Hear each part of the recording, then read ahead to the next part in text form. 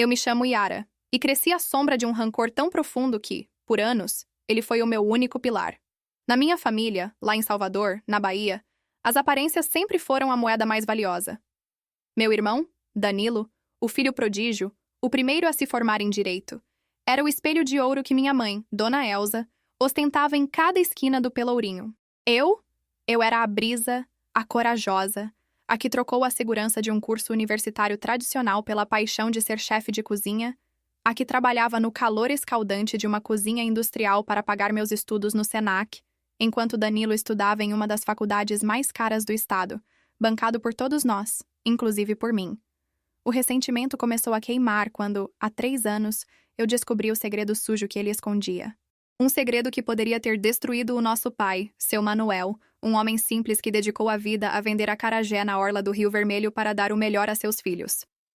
Na época, seu Manuel precisou de um empréstimo gigantesco para reformar a barraca, seu sustento, e Danilo, com a lábia de um advogado em treinamento, convenceu nosso pai a assinar umas letras, que, na verdade, comprometiam a casa da família em uma jogada arriscada. Quando eu li os documentos, meu sangue gelou. Era uma armação sutil, legalmente viável, que, se desse errado, nos deixaria na rua. Danilo negou, claro. Disse que eu era invejosa, que não entendia de finanças, que o lugar da cozinheira era na cozinha, não bisbilhotando papéis de gente grande. Foi a primeira vez que senti o gosto amargo do desprezo dele. Minha mãe, cega pela admiração ao doutor da casa, ficou do lado dele. Eu me senti sozinha. Uma ilha em um mar de mentiras. Meu pai, com a saúde frágil, nunca soube a extensão do risco. E eu, Yara, guardei essa carta na manga, esperando o momento certo para usá-la. Não era só sobre dinheiro. Era sobre a honra do meu pai. Era sobre a hipocrisia que sufocava a nossa casa. A formatura de Danilo, que seria realizada no Teatro Castro Alves, um local de prestígio que ele tanto fazia questão de frisar, se tornou na minha mente o palco perfeito. Eu sabia que ele me faria um convite protocolar apenas para dizer que fez a parte dele. E eu aceitaria. Aceitaria para assistir de camarote a queda do meu irmão. Eu não queria apenas expor a verdade. Eu queria desmantelar a fachada de santidade que ele construiu. Queria que ele sentisse, publicamente, a humilhação que ele nos causou em segredo. Meu plano era complexo, cirúrgico, e envolvia o discurso que eu, como sua irmã mais nova, seria convidada a fazer, um mero ato simbólico que ele achava que eu preencheria com elogios vazios. Ele não sabia que eu vinha coletando provas e que a receita da minha vingança estava sendo cozida lentamente, com ingredientes de pura ironia e justiça. Aquele dia não seria apenas a celebração de um diploma. Seria o meu dia de graduar na arte da retaliação familiar. Eu tinha o gancho, o palco e o segredo. Faltava apenas o momento de apertar o play na destruição de Danilo. E eu estava mais do que pronta para isso. Nos meses que antecederam a formatura, mantive minha postura de irmãzinha prestativa.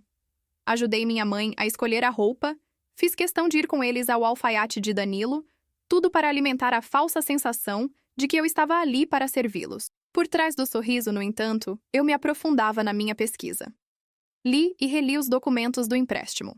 Cruzei informações com um amigo da faculdade de Direito, que, sem saber meu propósito final, me ajudou a entender as brechas e as intenções por trás da papelada que Danilo havia induzido nosso pai a assinar.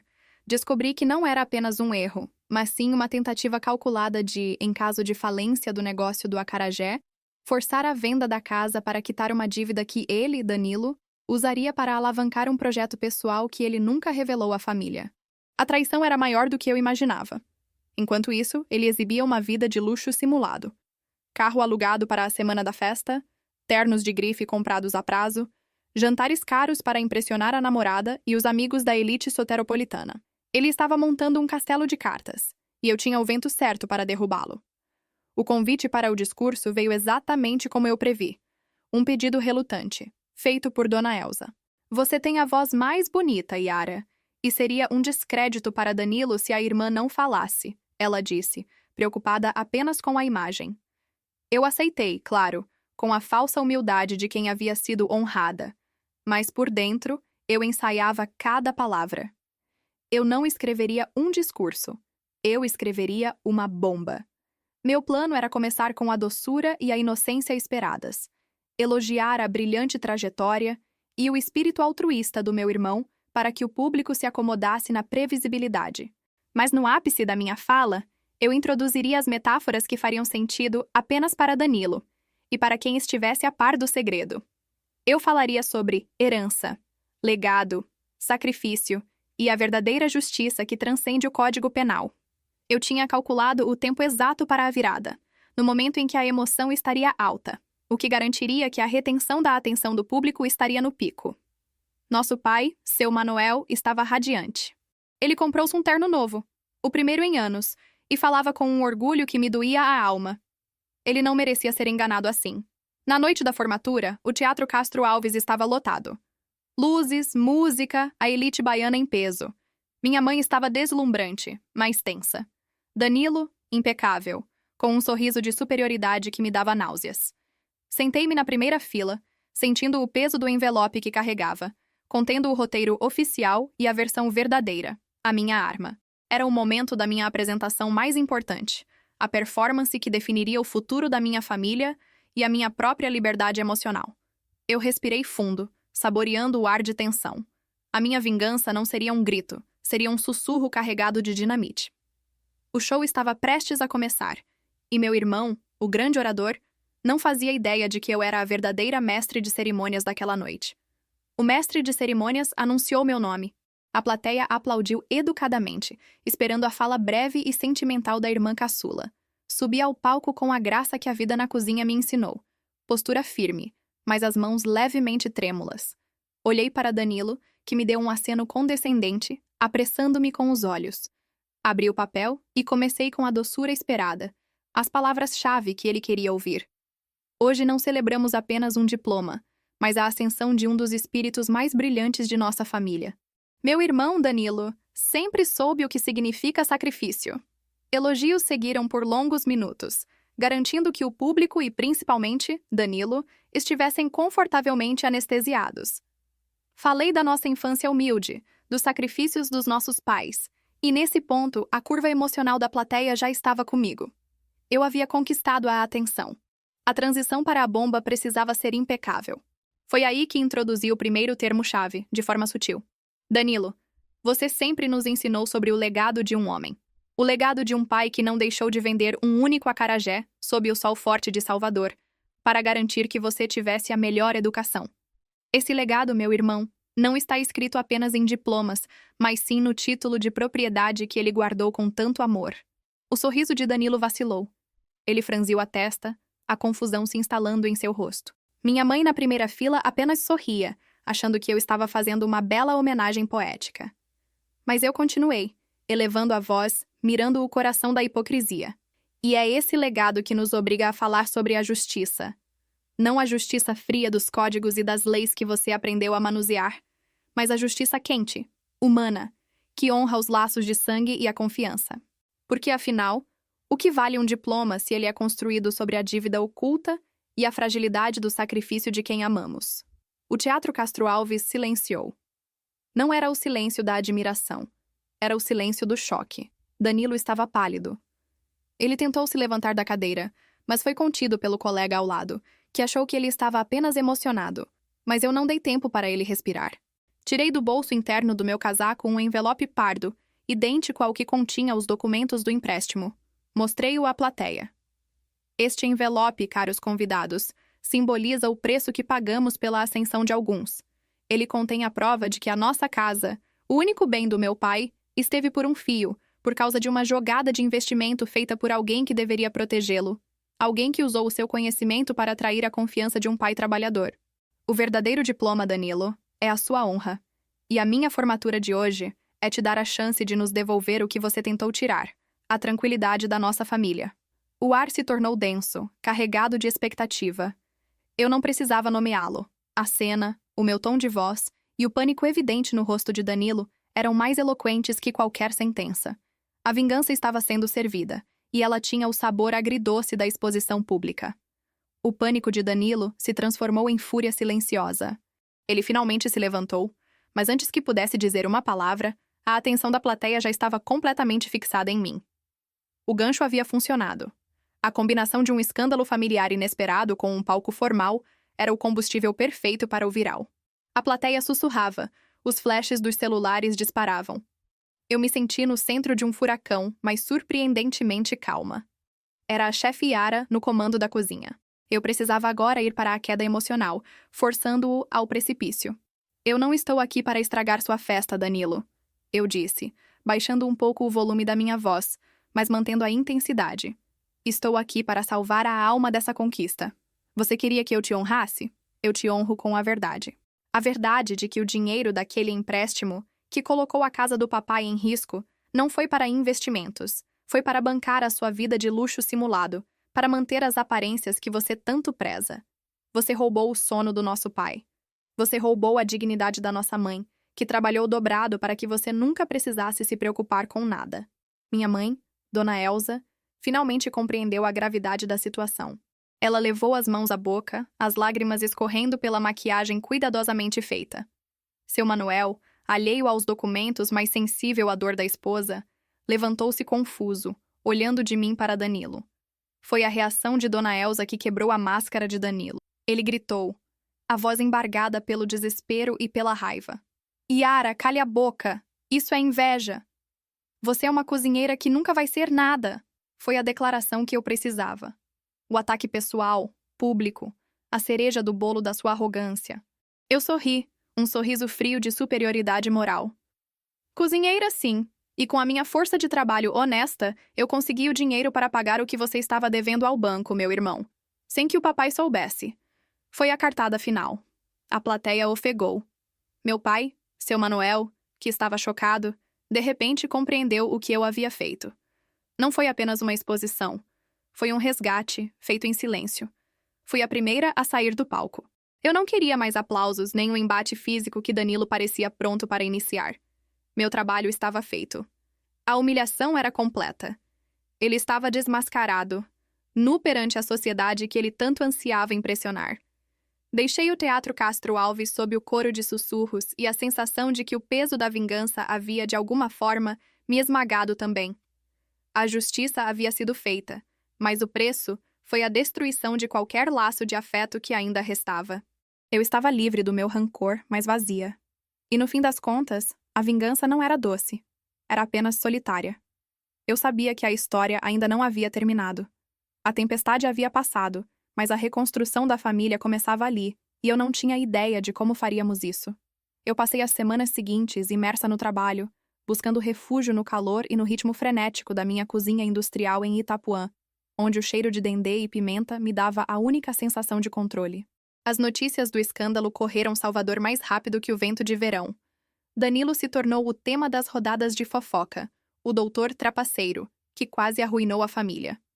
Minha mãe estava devastada, dividida entre a dor do filho envergonhado e o alívio de saber que a casa estava segura, graças à cozinheira que ela havia subestimado. Ela tentou me ligar inúmeras vezes, mas eu precisava de espaço. Eu precisava que a poeira baixasse. Precisava entender por que, mesmo vencendo, eu não me sentia vitoriosa. A vingança me livrou do rancor, mas me atou a uma tristeza profunda pela perda da minha família, da maneira como ela era. Um dia, a campainha tocou no meu pequeno apartamento. Eu abri e lá estava seu Manuel, meu pai, com os olhos marejados. Ele não veio para me elogiar. Ele veio para me perguntar. Yara, por que você não me contou? Por que você carregou esse peso sozinha? Sentei-o na minha mesa e contei tudo. Os detalhes dos documentos, a intenção de Danilo, o meu plano silencioso de resgate. Ele chorou. Não de raiva de Danilo, mas de frustração por não ter visto, por ter sido ingênuo. Você salvou a casa, minha filha, mas destruiu seu irmão. Você tem a chave da nossa casa, mas perdeu a chave do nosso coração, Yara. E isso dói mais. A sua fala me atingiu com a força de um soco. Eu havia focado tanto em desmascarar a injustiça que me esqueci de resgatar a pessoa. A vingança, eu entendi ali, era uma lâmina de 2 gumes que cortava quem a segurava. E agora, antes que a gente descubra o desfecho desse conflito, eu queria te fazer um pedido. Se essa história, com todo o seu drama e reviravoltas, já prendeu a sua atenção, eu te convido a se inscrever no canal, a deixar o seu gostei e a ativar o sino de notificações. Esse gesto simples me ajuda a trazer cada vez mais histórias com essa curva de emoção e impacto. Faça a sua parte para que a nossa comunidade cresça. Meu pai me contou que Danilo havia sumido por alguns dias após a formatura. Ele estava no fundo do poço, humilhado e sem saber o que fazer. Quando voltou, estava irado, mas algo tinha mudado.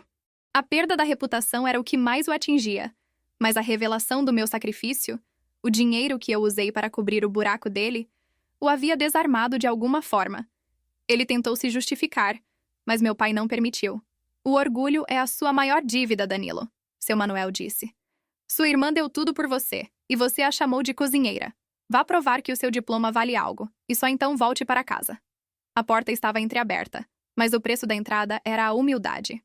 Eu havia forçado uma mudança, mas ainda precisava de algo que curasse a ferida entre nós. O tempo passou, lento e pesado, como a maré baixa na Baía de Todos os Santos.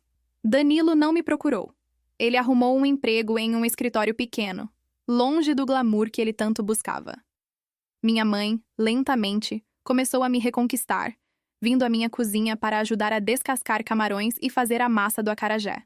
Eram momentos silenciosos, de trabalho e de dor compartilhada. O perdão ainda era uma palavra distante, mas a convivência, a volta às raízes do nosso trabalho, estava nos curando. 6 meses se passaram. Meu pai me ligou com uma notícia. O aniversário de casamento dele com Dona Elza, 30 anos, seria comemorado com uma festa simples, uma reunião de família na barraca reformada na orla. Era um sinal, um convite para voltarmos à nossa essência. Eu decidi que levaria o meu presente, um banquete de comida baiana, feito com todas as técnicas que aprendi, o melhor da minha arte. No dia da festa, a barraca estava linda, iluminada por lanternas coloridas. Música, risadas, cheiro de azeite de dendê no ar. Meu pai e minha mãe estavam felizes. E então, ele chegou. Danilo. Ele vestia roupas simples, nada de terno de grife, e seus olhos não tinham mais o brilho de superioridade. Ele carregava uma caixa de madeira. Ele não olhou para mim, apenas para os nossos pais. No momento do brinde, antes que meu pai falasse, Danilo pediu a palavra, a voz baixa e trêmula. Pai, mãe. Eu sei que não mereço estar aqui. Eu destruí a confiança de vocês e a honra de quem mais me ama. Ele olhou para mim, pela primeira vez desde a formatura. Seus olhos estavam vermelhos. Yara, o que eu fiz na formatura foi o pior reflexo do meu orgulho. Você é a pessoa mais forte e a mais íntegra que eu conheço. Você não me humilhou. Você me deu a chance de ser um homem de verdade, um advogado que não se corrompe. O silêncio voltou, mas era diferente. Um silêncio de expectativa, de cura. Ele colocou a caixa de madeira sobre a mesa e a abriu. Dentro, não havia dinheiro ou documentos. Havia uma maquete perfeita da barraca de acarajé do nosso pai, feita à mão, com uma pequena placa de bronze que dizia: Legado de Manuel, construído sobre amor e trabalho honesto, doado por Danilo, o filho que aprendeu a humildade. A surpresa não estava na maquete, mas na placa. O reconhecimento público da sua falha e a homenagem ao nosso pai. Meu pai estava emocionado, minha mãe chorava. E eu? Eu senti algo que não sentia há muito tempo. O calor do laço fraterno. Danilo se aproximou de mim, e eu me preparei para o pedido de desculpas formal que eu sabia que viria. Mas ele fez algo totalmente inesperado. Algo que quebrou todo o roteiro. Ele não pediu desculpas. Ele me estendeu a caixa de madeira vazia a que ele havia trazido. Yara, ele disse, olhando nos meus olhos. Esta caixa foi feita por mim, no escritório do novo emprego que consegui. Não é um pedido de desculpas. É um pedido para que você me ensine a sua arte. Eu quero aprender a cozinhar. Eu quero trabalhar na barraca, como meu pai, nos fins de semana. Eu quero saber o que é o suor honesto. Eu quero encher esta caixa de histórias verdadeiras, e não de mentiras e papéis podres. Você, a cozinheira, me mostrou o caminho. Me deixe ser o seu aprendiz. O pedido de perdão estava implícito, mas a forma como ele fez, o desejo genuíno de mudar de vida e de honrar a mim e ao nosso pai através do trabalho manual, era a coisa mais criativa e mais real que ele poderia ter feito. Eu não precisava da palavra reconciliação. Eu tinha o ato.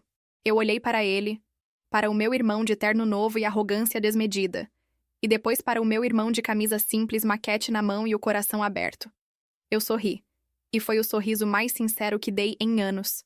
Bem-vindo à cozinha, Dr. Danilo. O fogo é quente, e o tempero da vida só melhora com a humildade. Vamos começar pelo azeite de dendê. Ele tem que ser puro como a nossa família precisa ser. O final da história não foi a simples volta da paz, mas a transformação radical de um homem. A minha vingança, que mirava a humilhação pública, acabou sendo o catalisador para uma nova versão de Danilo. Ele não desistiu da advocacia, mas a usou para ajudar pequenos empreendedores da comunidade do Rio Vermelho, longe dos grandes escritórios de Salvador. E nos fins de semana ele estava lá, na barraca, limpando peixe e amassando a massa do acarajé. Ele era um advogado que sabia cozinhar, um homem que descobriu que o verdadeiro valor de um título não estava na parede, mas no serviço à sua comunidade e à sua família. Nossos pais voltaram a sorrir. A casa continuava sendo o nosso porto seguro, e o jantar de domingo voltou a ter o sabor da alegria, e não da tensão. E eu?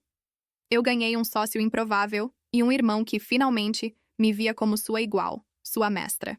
O plano de vingança quebrou a família, mas a atitude inesperada dele forçou o resgate em um nível mais profundo do que eu poderia ter sonhado. O meu diploma de chefe de cozinha valia mais que o dele, não pelo curso, mas pela lição de vida que eu, sem querer, o forcei a aprender.